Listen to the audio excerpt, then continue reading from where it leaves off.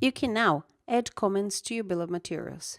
These comments will then be copied to your assembly or disassembly, so you can add instructions and important notes to your assemblies. Now, when I'm assembling my bookshelf, I can see the comments I have added previously. You can also increase your visibility around your production scheduling by adding an assemble by date. This field will assist you with your planning and will help you keep track on when an assembly needs to be completed by. Please keep it in mind that this field will be set to the current date, unless you decide to change it to match with your production schedule. And you can change this field at any time until your assembly and disassembly is completed. On the View Assembly page, you will now be able to see the assembly date for all completed assemblies.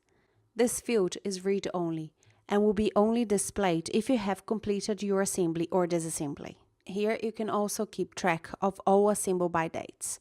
If an assembly is late and hasn't been completed yet, then the date will be displayed in red. This will give you full visibility on what needs your attention.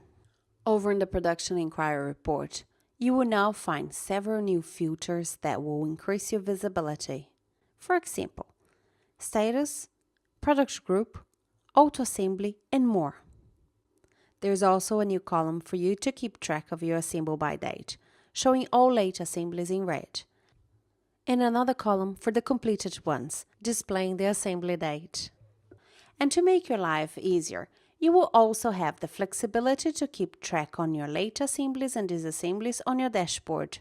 Thanks for watching.